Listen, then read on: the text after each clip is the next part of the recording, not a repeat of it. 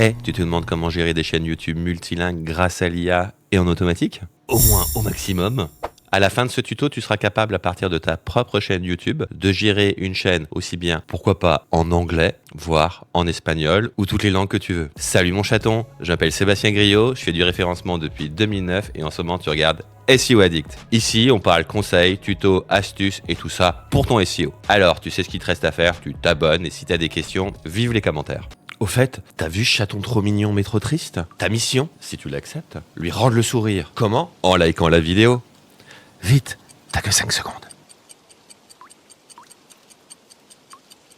Hey, merci. Bon, avant d'aller plus loin, je te vois tout de suite venir d'ici. Ah oui, Sébastien, ta chaîne, elle s'appelle SEO Addict. Et là, tu es en train de nous faire une vidéo sur comment envoyer du contenu en automatique. Alors certes, traduit avec l'IA, mais en automatique, mais sur YouTube. C'est quoi le rapport? Eh ben écoute, le rapport entre le SEO et YouTube, c'est que YouTube, si tu le savais pas, c'est le deuxième moteur de recherche le plus utilisé au monde. Donc aujourd'hui, quand je viens de faire du SEO pour pouvoir maximiser ma présence dans une SERP, il n'y a pas que la SERP de Google, il y a aussi celle de YouTube et par expérience, quelque chose que j'aime beaucoup faire, c'est générer du contenu multilingue. Mais aujourd'hui, on oublie le texte, on passe au son et à l'image. Pour pouvoir venir se traduire en automatique, pas de magie, une bonne IA. Aujourd'hui, tu l'as peut-être reconnu, c'est HeyGen. Alors HeyGen, t'en as peut-être déjà entendu parler, peut-être que oui, peut-être que non. Tu l'as peut-être déjà utilisé, peut-être que non, peut-être que non. Donc du coup, tu sais ce qu'on va faire, on va regarder une seconde. Mais c'est quoi HeyGen? HeyGen, aujourd'hui, je vais t'en parler surtout pour pouvoir faire de la traduction. Mais le principe d'HeyGen, c'est d'être capable de pouvoir générer une vidéo à partir d'un texte que tu vas lui envoyer. Tu peux voir en bas que cette vidéo, elle est faite avec moi, elle va parler, elle va bouger, mais c'est pas moi qui ai véritablement prononcé les mots qui sont à l'intérieur, ni qui font tous les mouvements qu'on peut voir à l'intérieur de cette vidéo. Bref,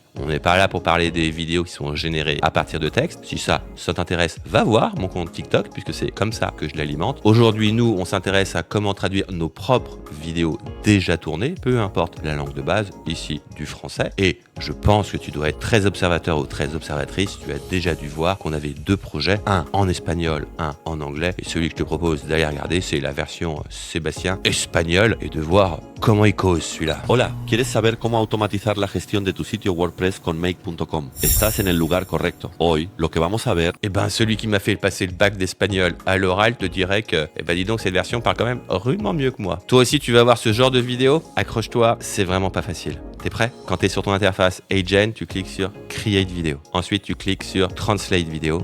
Ici, tu copies-colles le lien que tu n'as pas profité du tout du montage pour pouvoir aller le chercher à côté. Tu l'envoies, ça y est, c'est tout bon. Ici, tu cliques sur Create New Translation. Ouh là là, c'est difficile, hein. Ici, tu vas choisir la langue de départ. Tu peux voir qu'il y en a vraiment pléthore. Le français nous suffira pour aujourd'hui. Ta langue de destination, tout autant pléthore de langues. Et là, on va choisir par exemple espagnol. On lui indique le nombre de locuteurs à l'intérieur de la vidéo et on clique sur Confirm Submission. Dans la vraie vie, à partir de là, je te propose d'aller prendre un café, d'aller sortir ton chien, d'aller prendre l'air. Parce que ça va prendre du temps. Vraiment pas mal de temps. Et je peux t'assurer que des vidéos assez courtes, parfois, peuvent prendre des heures avant d'être traduites. Donc le résultat est vraiment intéressant, comme tu as pu le voir, mais par contre, il va pas falloir vraiment être pressé et vouloir l'avoir dans la minute, ça va pas le faire. Ok, donc tu t'imagines que pour le bien de cette vidéo, il y en a certaines qui sont déjà préparées et d'autres qui ont fini entre temps. Ici, tu verras, j'attire ton attention sur le fait que les vidéos qui nous intéressent aujourd'hui ont un chiffre. Mais pourquoi ont-elles un chiffre? Parce que qui dit vidéo YouTube dit également vignette qui va avec la vidéo YouTube. Et pour pouvoir faire cette vignette et l'associer, aujourd'hui, ce que je vais faire, comme j'utilise Canva, je vais venir créer chacune de mes miniatures les unes en dessous des autres. Je vais avoir le numéro de page qui va venir s'incrémenter. Comme je ne lui donne pas de nom de page, le résultat, ça va être qu'il va le télécharger avec pour nom de page 8, par exemple ici, suivi de l'extension que je vais utiliser, .jpeg, .png. Donc, tu as compris, aujourd'hui, on va utiliser ça comme quelque chose qui va nous permettre de nous positionner et de venir récupérer la bonne image, mais également de venir l'associer à la bonne vidéo. Dernière chose à faire du côté de chez HeyGen, venir télécharger la vidéo en cliquant tout simplement sur le bouton Download. Allez, dernière étape, sois pas surpris, on est sur Google Sheet, ça arrive dans un instant d'automatiser tout ça. Ici, une toute petite étape hyper rapide à faire. Un fichier, 3 colonnes vraiment importantes. La colonne de titre dans laquelle je vais mettre le titre de ma vidéo originelle, la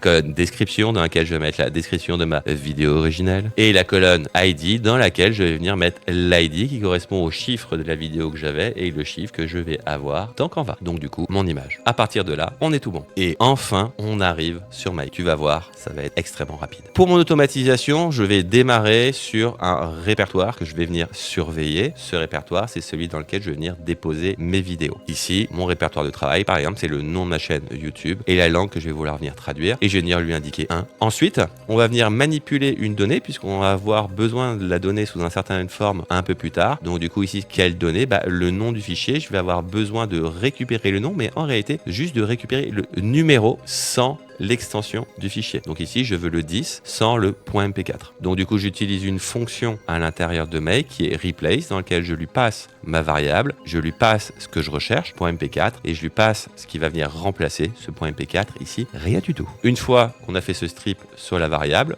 on va venir appeler notre Google Sheet, et dedans, on va venir filtrer notre Google Sheet pour récupérer uniquement la ligne qui correspond à mon ID.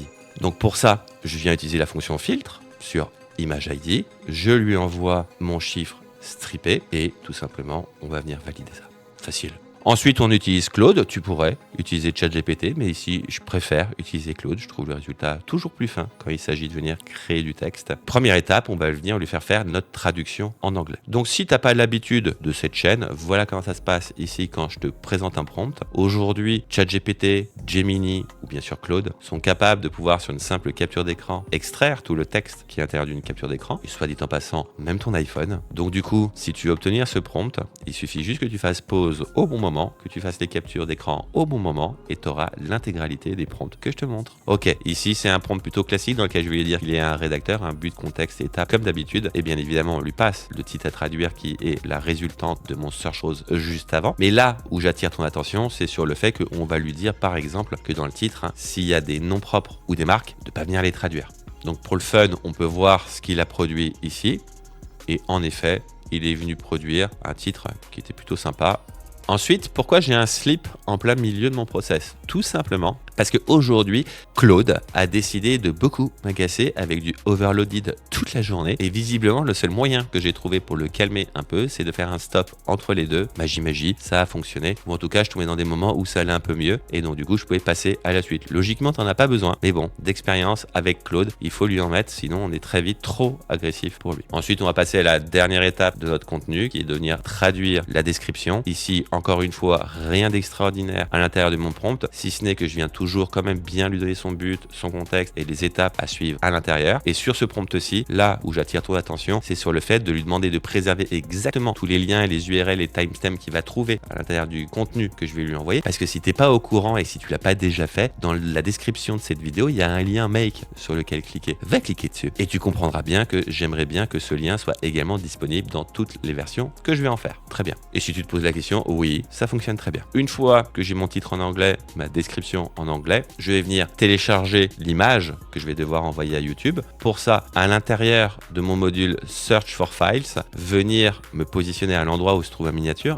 bien évidemment, et réutiliser la variable strippée du nom de fichier qu'on avait au début pour pouvoir venir cette fois-ci venir l'utiliser pour l'image. C'est pour ça que c'est important que le nom de ma vidéo et le nom de ma miniature soient les mêmes. Ensuite, j'utilise la valeur retournée pour pouvoir venir télécharger mon image. Ici, je prends le file ID que j'ai obtenu juste avant et je fais exactement la même chose pour la vidéo. Alors tu vas me dire, oui, non, Sébastien, c'est pas exactement la même chose. Regarde là, tu télécharges directement la vidéo alors qu'avant, tu allais la regarder dans un fichier. Je te répondrai juste que tu te souviens pas du début de la vidéo et que dans ce module, c'est bien une vidéo que c'est en train de nous renvoyer. Donc du coup, on va le réutiliser pour pouvoir venir la télécharger et c'est pour ça que le file ID que je vais mettre, c'est le tout premier élément que j'ai utilisé pour pouvoir me connecter qui est ici. Top, j'ai absolument tout ce qu'il me faut maintenant pour pouvoir envoyer ma vidéo sur YouTube. La seule chose qui me reste à faire, c'est d'utiliser le module YouTube Upload vidéo. Pour pouvoir uploader ta vidéo, un titre, une description, c'est plutôt pas mal. Donc du coup, on va utiliser les sorties de nos prompts de tout à l'heure. Pour la partie titre, on récupère la partie titre. Pour la partie description, on récupère la description, puisque là,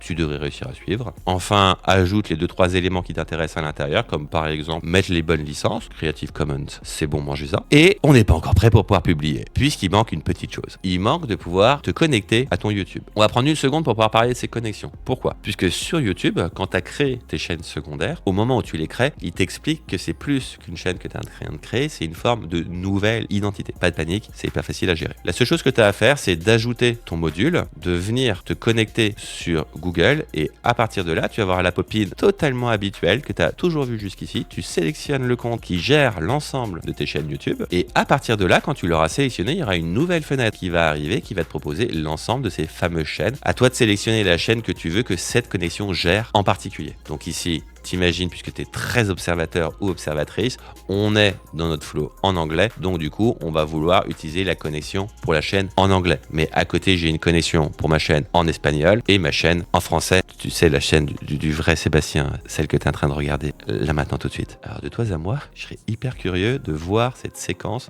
une fois que ce sera passé par l'IA, puisque elle dira bien aussi qu'elle est elle. Intéressant. Ok, donc je pense que tu as compris cette histoire d'identité. C'est la seule chose aujourd'hui qu'il faut un petit peu comprendre.